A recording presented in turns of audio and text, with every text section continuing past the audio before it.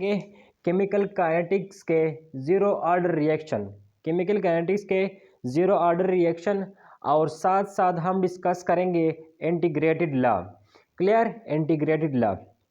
सो हम step wise हम चलेंगे और आप लोग नोट करते जाएं और साथ साथ लिखते जाएं। So zero order reaction, zero order reaction, first of all आप लोग ये जान लें कि ज़ीरो ऑर्डर रिएक्शन क्या होता है। सपोज़ ज़ीरो ऑर्डर रिएक्शन एक ऐसा रिएक्शन होता है, ज़ीरो ऑर्डर रिएक्शन एक ऐसा रिएक्शन होता है जिनका रेट कंसंट्रेशन, रिएक्टेंट की कंसंट्रेशन पर डिपेंड नहीं कर रहा। क्लियर? जिनका रेट कंसंट्रेशन ऑफ रिएक्टेंट्स पर कोई डिपेंड नहीं कर रहा, ऐसे रिएक्शन को या ऐसी रिएक्शन का जो रेट होता है वो ज़ीरो होता है। आप लोग यहाँ से देख सकते हैं कि ये एक कौन सा रिएक्शन है, फोटोकेमिकल रिएक्शन है। क्लियर? जो सिर्फ इंटेंसिटी ऑफ लाइट पर डिपेंड कर रही हैं, लेकिन ये कंसंट्रेशन ऑफ H2 और Cl2 पर डिपेंड नहीं कर रही। So it is a type of reaction which depends upon only on the intensity of the light.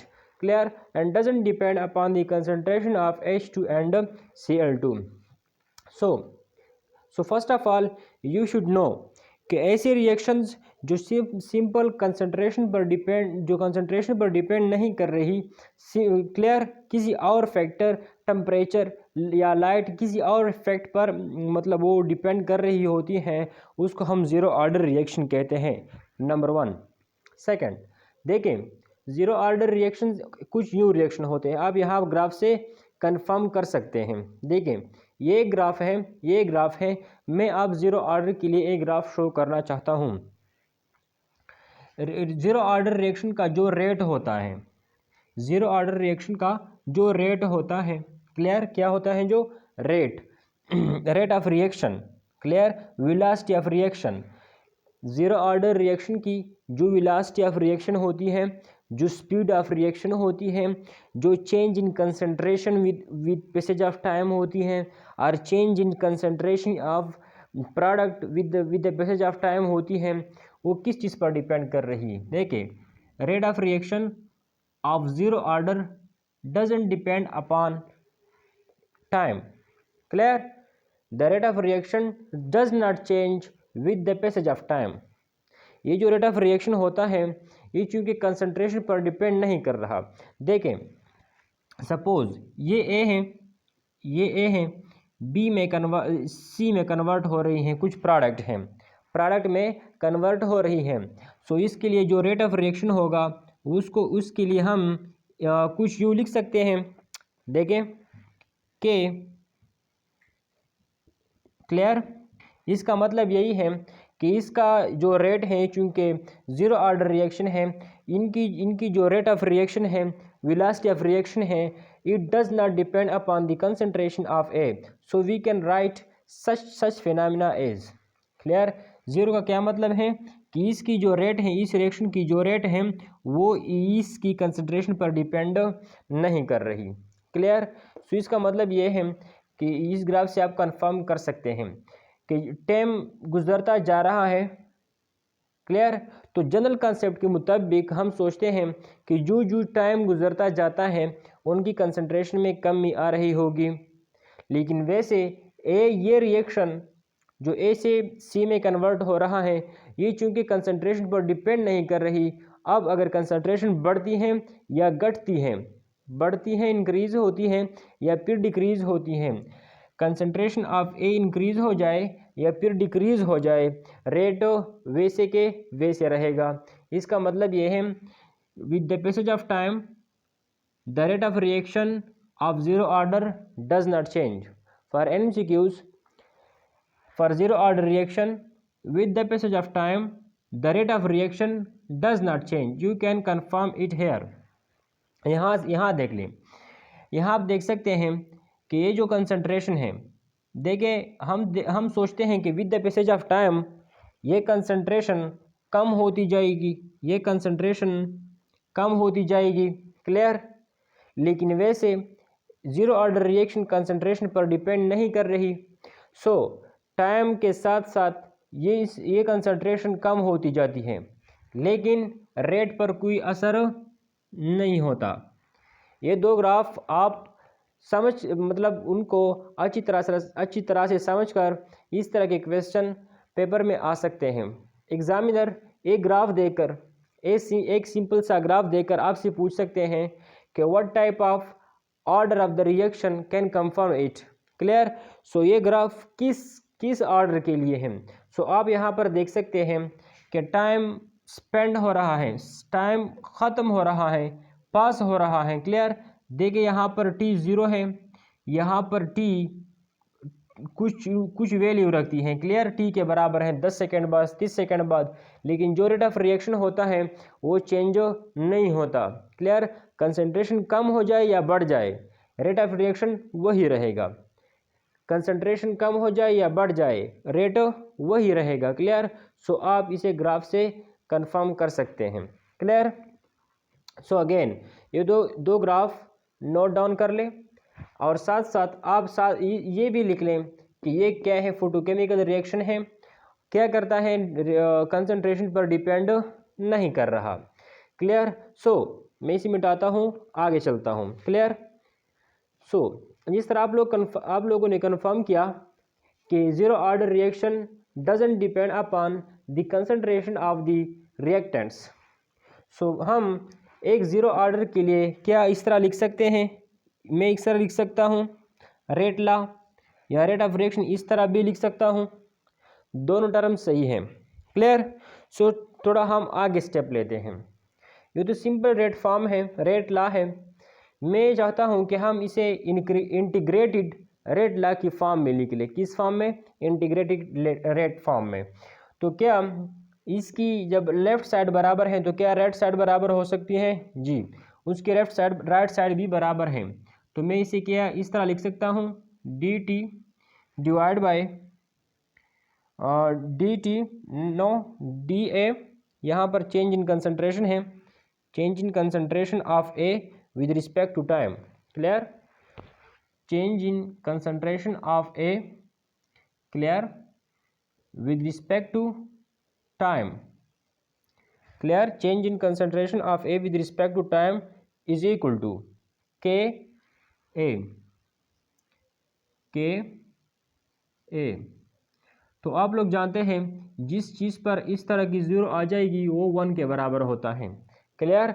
सो मैं इसे रीराइट करता हूँ। देखें, negative change in concentration of A in unit time is equal to K। Clear. Clear है। देखिए, जिस चीज़ पर zero आती है उसको हम 1 कंसिडर करते हैं। सो 1 मल्टीप्लाई के इज इक्वल टू के। के क्या है? वेलोसिटी कांस्टेंट है, रेट कांस्टेंट है, स्पीड कांस्टेंट है। क्लियर। और इसकी जो यूनिट होती है वो टाइप ऑफ ऑर्डर पर डिपेंड करती है। क्लियर। अच्छा, यहाँ पर आप देख सकते हैं। क्लियर। देखें, यहाँ पर डी है, सो यहाँ पर क्या है, D T. Clear. Change in concentration in unit time, change in concentration in unit time. So ये कंसंट्रेशन फर्स्ट ज़ीरो ऑर्डर के लिए जो कंसंट्रेशन होती है उसको हम इस तरह लिखते हैं, यहाँ से कंफर्म कर सकते हैं। क्लियर।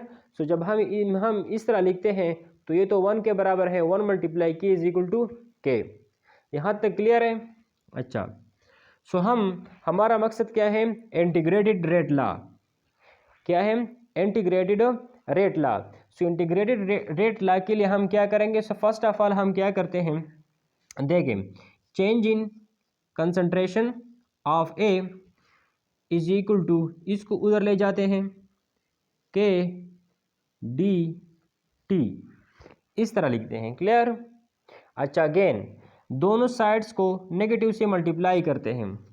इस साइड को नेगेटिव से मल्टीप्लाई करें, इस साइड को नेगेटिव से मल्टीप्लाई करें। सो रिएक्शन क्या आ जाएगा? नेट रिजल्ट हमारा क्या आ जाएगा? D A is equal to negative k d t. Negative ये क्या है? ये वेलोसिटी कांस्टेंट है। क्लियर। रेट कांस्टेंट है, ये चेंज को शो करती है, डिफरेंशिएशन को शो करती है, टाइम। कि टाइम में जो चेंज आ रही हैं और यहाँ पर जो कंसंट्रेशन में चेंज आती हैं। क्लियर। सो हम कंसीडर करते हैं जब रिएक्शन ए सी मतलब जब रिएक्शन स्टार्ट हो रहा था तो उस दौरान ए की जो कंसंट्रेशन थी, देखें जब रिएक्शन स्टार्ट होने से पहले ए की जो कंसंट्रेशन थी उसको हम ए नॉट से शो करते हैं, ए नॉट से शो करते हैं। देखें रिएक्शन स्टार्ट होने से पहले ए की जो कंसंट्रेशन थी उसको हम ए नॉट से शो करते हैं। सो इसी वक्त जो टाइम था वो तो ज़ीरो था, स्टॉप वॉच तो शुरू नहीं हो चुका था। जो टाइम था, टाइम को हम ज़ीरो कंसीडर करते हैं क्योंकि रिएक्शन स्टार्ट नहीं हुआ है, टाइम भी स्टार्ट नहीं हो पाएगा। सो जब a initial concentration of the reactant is can be shown by A naught. So if the initial concentration of this reactant is A naught, so time will be 0. Clear.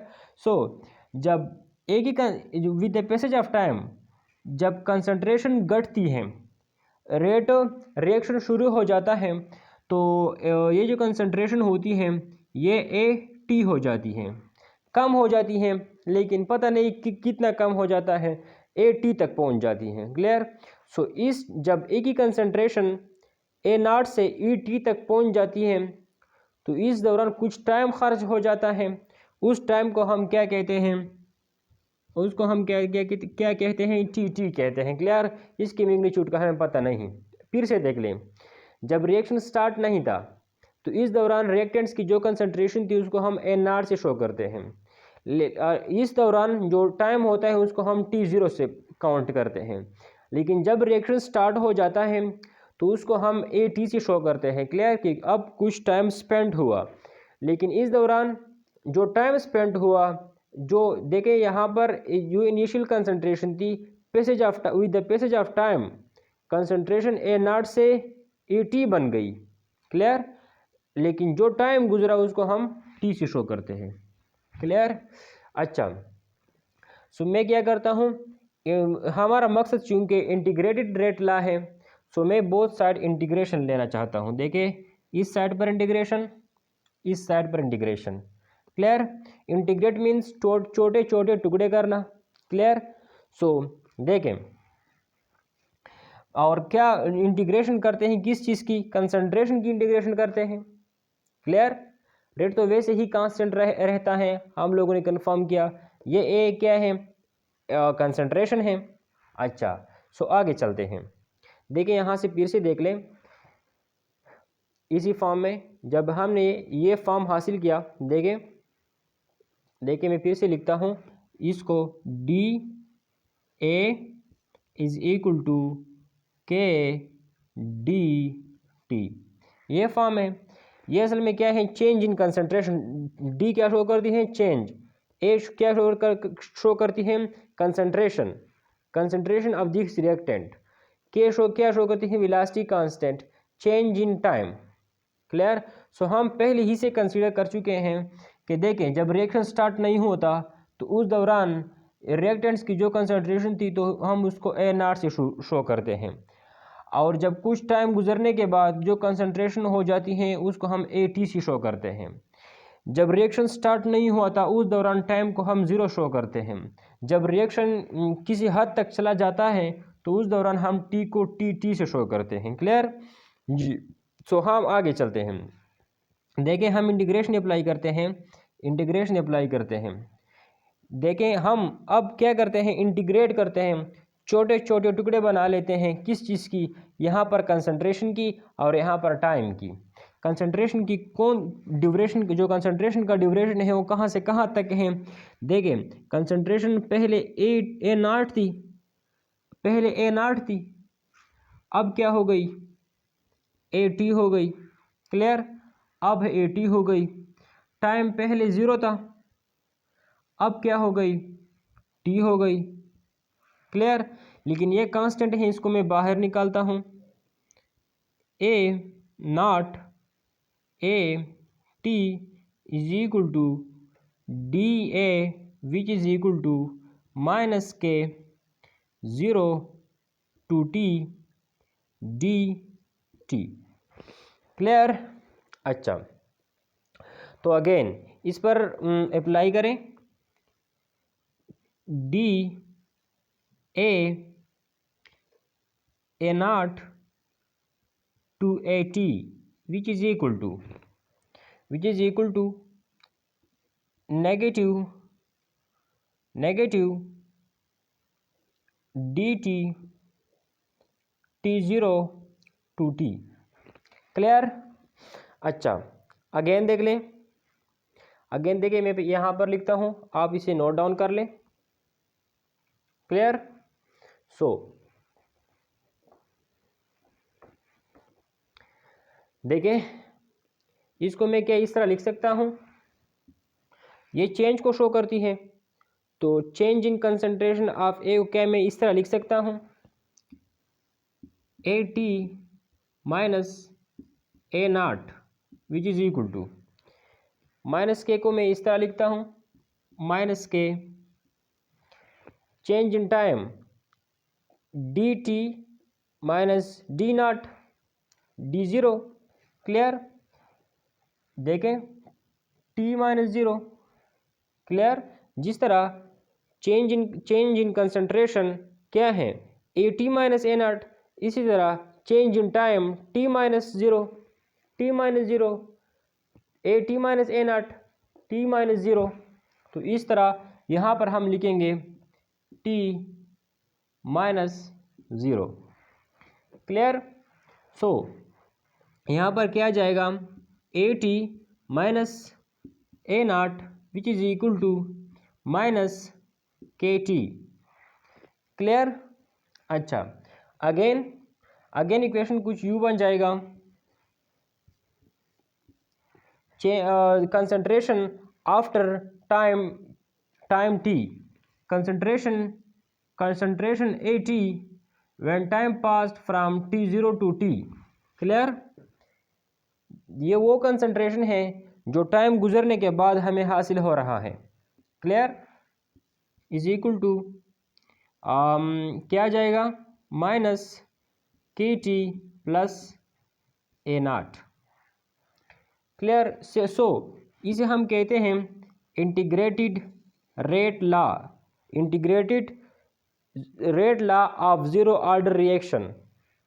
Integrated rate law of zero order reaction, ये क्या है, integrated rate law of zero order reaction. उम्मीद है कि आप लोग समझ चुके होंगे, इंतहाई स्टेप वाइज हम चले जा रहे हैं। क्लियर? इतनी मुश्किल उसमें कोई चीज़ नहीं है। जो इम्पोर्टेंट चीज़ें हैं वो क्या हैं कि ज़ीरो ऑर्डर रिएक्शन कंसंट्रेशन पर डिपेंड नहीं करती। ज़ीरो ऑर्डर रिएक्शन का जो रेट है वो कंसंट्रेशन के साथ चेंज नहीं होता। ज़ीरो ऑर्डर रिएक्शन का जो रेट है वो टाइम के साथ चेंज नहीं होता। ज़ीरो ऑर्डर रिएक्शन का जो रेट के जो इंटीग्रेटेड फॉर्म है उसे हम इस तरह लिख सकते हैं। क्लियर? अच्छा, सो हम इस इंटीग्रेटेड लॉ के लिए हम एक प्लॉट शो करना चाहते हैं। देखें इंतहाई ही इम्पॉर्टेंट है। क्लियर? इंतहाई ही इम्पॉर्टेंट है with respect to chapter and MDCAT test and also with respect to commission tests. Clear? अब आप देख सकते हैं, देखें और ये जो ज़ीरो ऑर्डर रिएक्शन होता है, देखें ज़ीरो ऑर्डर रिएक्शन, अब देखें ऑर्डर ऑफ द रिएक्शन, एक तरफ ऑर्डर है, ज़ीरो ऑर्डर रिएक्शन में आप दो चीज़ देख सकते हैं, एक टाइम दूसरा कंसंट्रेशन। एक टाइम था देख लिया, दूसरा कंसंट्रेशन था। क्लियर? अच्छा, यहाँ से देख ले, एक टाइम था। अब देखिए जो डिपेंडेंट होता है उसको हम इंडिपेंडेंट होता है उसको हम एक्स एक्सिस पर लिखते हैं, क्योंकि टाइम चेंज का होने के साथ साथ कंसंट्रेशन चेंज होती है। अब टाइम तो वैसे ही चेंज होता है, कंसंट्रेशन टाइम चेंज होने के साथ कंसंट्रेशन चेंज होगा। अब जो एक्स एक्सिस पर हम लिखेंगे वो हम इंडिपेंडेंट पैरामीटर हम इस साइड पे लिखेंगे। एक टाइम होता है, एक कंसंट्रेशन होता है। कंसंट्रेशन तब कंसंट्रेशन में तब चेंज आती है जब टाइम में चेंज आती है। जब टाइम में चेंज ना आए हो तो कंसंट्रेशन में चेंज नहीं आती क्योंकि केमिकल रिएक्शन भी नहीं होता जब आप उसको टाइम ना दें। सो आप यहाँ से देख सकते हैं कि जो रेड लाइट के लिए हम जो प्लॉट शो करते हैं उसके एक्स एक्सिस पर इंडिपेंडेंट टर्म टी है, और टी के बढ़ने के साथ साथ देखिए यहाँ पर सपोज टी ज़ीरो है, यहाँ पर टी है। क्लियर। अब देखें ये कौन सी है, ये कंसंट्रेशन है। क्या है? कंसंट्रेशन। देखें with the passage of time concentration decreases, लेकिन मैं इस तरह लिखने से पहले इक्वेशन से भी प्रूफ करता हूँ। देखें आप लोग जानते हैं कि A t is equal to minus k t plus A naught. Clear. So आप लोगों को याद होगा कि y is equal to m x plus c, इस तरह है। ये मैंने क्या लिखा, ये नीचे वाला टर्म। क्लियर। आप लोग में भी जानते हैं कि देखिए अब मैं क्या करता हूँ, मैं ड्रा करता हूँ क्या, इसका क्या स्लोप ड्रा करना चाहता हूँ। स्लोप ड्रा करने के लिए मुख्तलिफ फार्मूलाज हैं। अब यहाँ पर अप्लाई होता है किस तरह, देखें y एक्सिस पर y पर ए टी है, मतलब कंसंट्रेशन ऑफ ए है। m क्या है, m स्लोप शो करती है। स्लोप मीन्स पॉजिटिव है नेगेटिव है। x एक्सिस पर टाइम है, बिल्कुल हूबहू उस तरह है। Clear. With the passage of time इंशाल्लाह हम डिफरेंट टाइप्स ऑफ स्लोप सीखेंगे। क्लियर। अच्छा, सो यहाँ से आप देख सकते हैं एक फर्स्ट ऑफ ऑल वैसे देखिए with the passage of time आप लोग जानते हैं जब यहाँ पर ए नॉट होती है, कंसंट्रेशन होती है इनिशियल कंसंट्रेशन, तो with the passage of time concentration तो चेंज होता है। क्लियर। रेट की बात हम नहीं कर रहे, रेट फिक्स होगा। क्लियर। रेट पर कोई असर नहीं पड़ेगा। With the passage of time देखें with the passage of time rate जो कंसंट्रेशन है वो घटती है। देखिए इस तरह होगा। With the passage of time concentration क्या होती है, कंसंट्रेशन घटती है, तो इसका लाइन इस तरह होगा, लेकिन मैं इससे प्रूफ करना चाहता हूँ। देखें y एक्सिस पर ए टी है, बिल्कुल ए या फिर ए टी एक ही बात है, तो ये तो जनरली हम शो करते हैं ए टी से।